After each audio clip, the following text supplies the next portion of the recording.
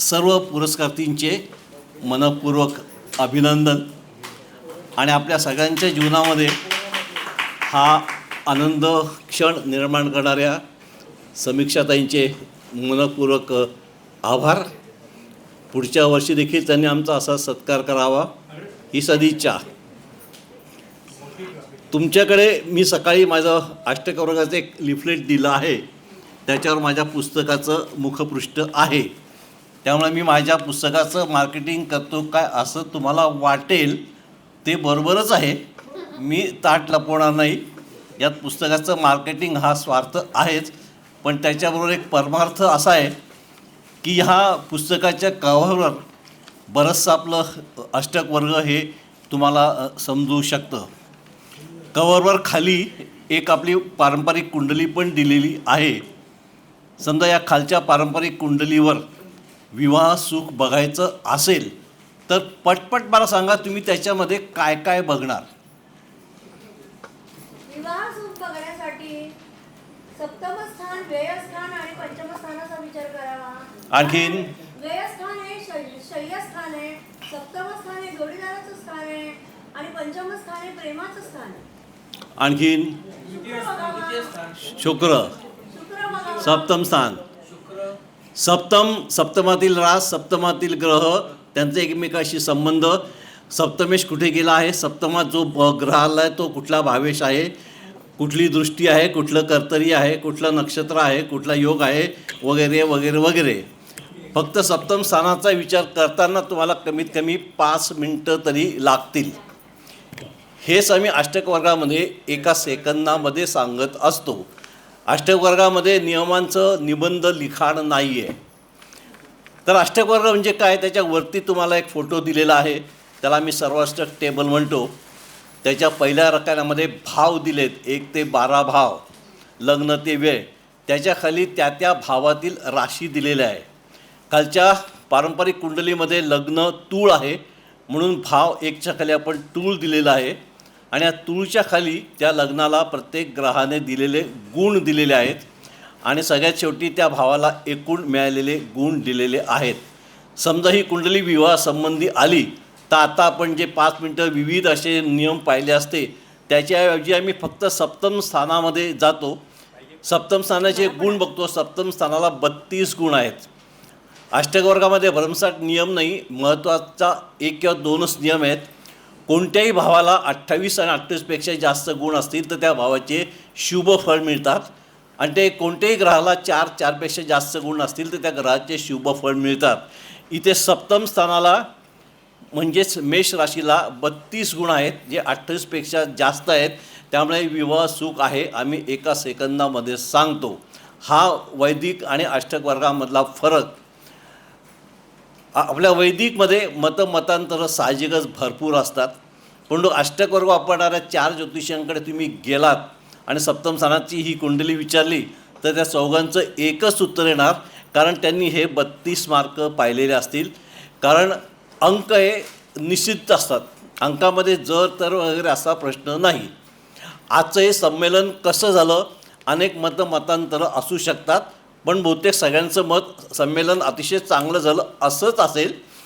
पण तरी या संमेलनाला किती पार्टिसिपंट्स होते हे जगातल्या 10 एक्सपर्ट लोकांना विचारलं तरी त्यांचं उत्तर एकच येईल, कारण त्याचा बेस असेल एक फिगर, अंक, आकडा. आणि ही फिगर ही अष्टकवर्गाचं वैशिष्ट्य आहे. आपण फक्त एका भावासाठी 5 मिनटं दिले, अशी संपूर्ण आयुष्याची त्याची जीवनरेखा आपल्याला बघायची असेल तर मला वाटतं कमीत कमी 1 तास तरी लागेल संबंध जीवनचरित्र बघायला. वेळात अष्टकवर्गामध्ये आम्ही त्याचं जीवनचरित्र हे 1 ते 2 मिनटामध्ये मांडतो. लग्नस्थानाला 26 मार्क आहेत, जे 28 पाहिजे. त्यामुळे तब्येत काही खूप अशी धडधाकट नाही आहे, पण खूपच कमी मार्क नाही आहे, त्यामुळे फार मोठा कुठला प्रॉब्लेम देखील नसणार. लग्नामध्ये बुधाने 5, गुरुने 6 असे मार्क, मंगळाने 5 मार्क दिलेले आहेत. बुध गुरुला आपण विनाकारण पुरोहित केलेलं आहे. गुरु हा इकॉनॉमीचा कारक आहे, बुध हा बाजाराचाच कारक आहे आणि मंगळ हा गणिताचा कारक आहे. म्हणजे या व्यक्तीच्या डोक्यामध्ये गणित आहे, व्यापार आहे आणि इकॉनॉमी आहे. त्यामुळे ही व्यक्ती कदाचित कॉमर्स इकॉनॉमी, CA अशाकडे जाऊ शकते आपण सांगू शकतो. द्वितीय स्थानाला 26 मार्क आहे, त्यामुळे कुटुंबाकडनं फार काही असा सपोर्ट नाही आहे. तृतीय स्थानाला 25 आहे, त्यामुळे लहान भावंड कदाचित नसणार. चतुर्थ स्थानाला 30 मार्क आहेत. चतुर्थ स्थान वास्तू, ओले लाकडं आपण आता पाहिले, तर हे ओले लाकडं समजा आपल्याकडे आले तर आपण हे चतुर्थातले मार्क बघणार आणि सांगणार चतुर्थाला 30 मार्क आहेत, त्यामुळे चांगल्या प्रकारचं तुम्हाला वास्तुसुख मिळणार आहे. या चतुर्थामध्ये गुरुला 7 मार्क आहे. गुरु म्हणजे आकाश तत्व आहे, त्यामुळे तू जो काय फ्लॅट घेशील तो टॉप फ्लोअरला असेल, ग्राउंड फ्लोअरला नसणार. चतुर्थामध्ये शुक्राने 5 मार्क दिलेले आहेत, त्यामुळे जवळ एखादी मनोरंजन केंद्र असणार हे आपण सांगू शकतो. चंद्राने 6 मार्क दिलेत. चंद्र म्हणजे आई, चंद्र म्हणजे पाणी, त्यामुळे घराजवळ एखादी ओढा, नदी, नाला वगैरे असू शकेल. पंचम स्थानाला 30 मार्क आहेत. शिक्षणाचा प्रश्न असेल तर शिक्षण उत्तम होणार आहे. आणि कशामध्ये उत्तम होईल? परत बुध, गुरु, शुक्र यांना आम्ही मनी गिविंग प्लॅनेट्स म्हणतो. आणि पंचम स्थान हे तसं पैशाशी संबंधित आहे, शेअर मार्केटशी संबंधित आहे. त्यामुळे या व्यक्तीचं शिक्षण हे पैशासंबंधी म्हणजेच कॉमर्स, इकॉनॉमिक्स, CA वगैरे या प्रकारचं होईल हे आपण सांगू शकतो.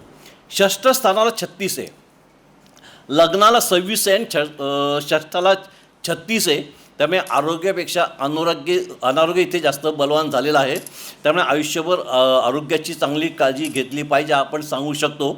ॲट द सेम टाईम षष्ठ म्हणजे दशमाचं नवम स्थान आहे, नोकरीचं स्थान आहे, त्यामुळे नोकरीमधली स्थिती अतिशय भक्कम असेल हे आपण सांगू शकतो.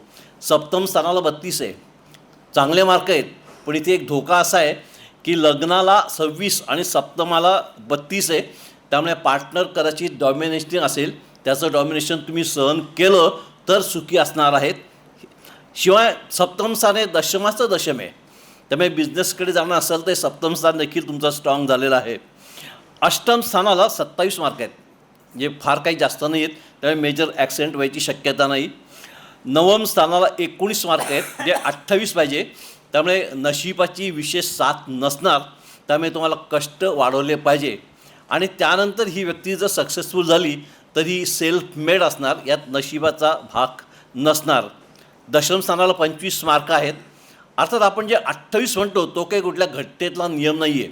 मी 50 कुंडल्या पाहिल्या आणि असं लक्षात आलं की 25 मार्क देखील चांगले रिझल्ट्स देतात, तर ही 28ची लाईन तुम्ही मागे पुढे करू शकतात. लाभस्थान सगळ्यात महत्त्वाचं स्थान, तिथे 33 मार्क आहेत, त्यामुळे आयुष्यामध्ये पैसा कमी पडणार नाही, सगळ्या इच्छा पूर्ण होणार आहेत. व्ययस्थानाला 28 आहेत, पैसे येत आहेत 33 आणि खर्च होत आहे 28, त्यामुळे एकतर ही व्यक्ती जाणीवपूर्वक पैसा खर्च करणारी असेल किंवा कंजूस असेल.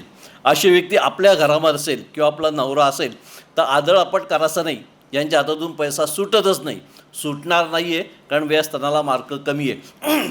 असं सगळं जीवनचरित्र आम्ही 5 मिनिटामध्ये सांगू शकतो, जे वैदिकमध्ये शक्य नाही आहे. हा आमचा अष्टक वर्गाचा आणि आमचा एक मुख्य फरक आहे. रामाची कुंडली आमची आवडती कुंडली अष्टक वर्गामध्ये. रामाचं कर्क लग्न, लग्नामध्ये चंद्रगुरु, लग्नेश लग्नामध्ये भाग्यश गुरु, लग्नामध्ये गजकेशरी योग, पंचमहापुरुष योग. अशा गजकेशरी योगातील गुरुची दृष्टी पंचम स्थानावर आहे, सप्तम स्थानावर आहे, नवम स्थानावर आहे. पंचम स्थानावर गुरुची दृष्टी असून लवकुशचं काय झालं आपल्याला माहिती आहे, सीतामाईचं काय झालं आणि दशरथाने राम राम करून प्राण सोडला.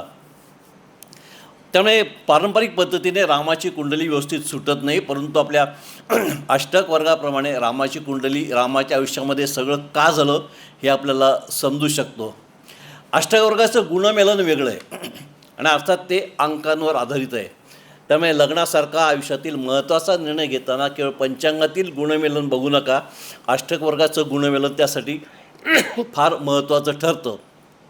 आणि या अष्टकवर्ग गुणमेलामध्ये आम्ही आवडीने बिल क्लिंटन आणि हिलरी क्लिंटन यांची पत्रिका घेत असतो, राजेश खन्ना डिंपलची पत्रिका घेत असतो आणि त्यांच्या पत्रिकेमध्ये सगळे अष्टकवर्गाचे नियम दिसतात.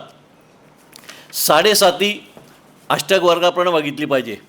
आता सध्या शनी मीनेमध्ये आहे, म्हणजे या व्यक्तीला त्रास होण्याची शक्यता आहे, पण ह्या व्यक्तीच्या मीन राशीला 36 गुण आहेत आणि मीनेतल्या शनीला 6 गुण आहेत. जेव्हा शनी चांगल्या गुणांचा असतो, it's a golden period of the life. आपण सर्वाष्टक पाहिलं की खालच्या लाईनला शनीच्या बघायचं आणि जिथे शनीला सगळ्यात जास्त गुण आहे तिथे एक हिरव्या शाईने खूण करायची. This is the golden period of the life. याच्या उलट जिथे कुठे शनीला 0 किंवा 1 मार्क असेल, इट्स ए रेड सिग्नल की त्या काळामध्ये मग साडेसाती असो का नसो तुम्हाला त्रास होणार आहे. आणि तो त्रास कसला होणार आहे तर शनीकडे ज्या 2 राशी आहेत त्यांची. सोनिया गांधीच्या सप्तम स्थानाला सप्तमेश शनीने 0 गुण दिले आहे आणि तिथे मकर रास आहे. राजीव गांधी गेले तेव्हा शनी मकरेमध्ये होता आणि शनी त्यांचा अष्टमेश देखील आहे. हे सगळं आपण अंकाच्या आधाराने फार पटकन सांगू शकतो. त्यामुळे ही कमीत कमी वेळामध्ये जास्तीत जास्त अचूक असं फलादेश देणारी ही पद्धत आहे. अष्टक वर्गाचं वास्तुशास्त्र वेगळं आहे, राशी भविष्य वेगळं आहे.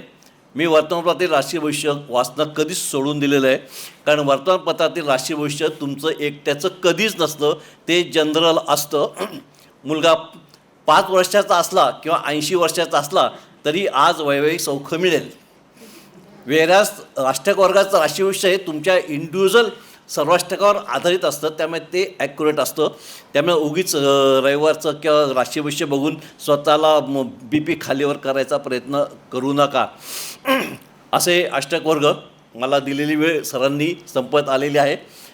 5 मिनटात मला जे काय सांगण्यासारखं आहे मी ते सांगितलं. असे अष्टक वर्ग. आणखीन माहिती पाहिजे असेल तर माझे क्लासेस आहेत, माझे पुस्तक आहेत आणि लवकरच मी बोरिवलीत देखील एक क्लास घेत आहे, कारण मी थोडाफार बोरिवलीचा देखील आहे. त्यामुळे लवकरच तेव्हा भेटूया. आज मला इथे बोलायची संधी दिली याबद्दल समीक्षाताईंचे आभार आणि आपण शांतपणे ऐकून घेतलं याबद्दल आपले देखील आभार. थांबतो. धन्यवाद.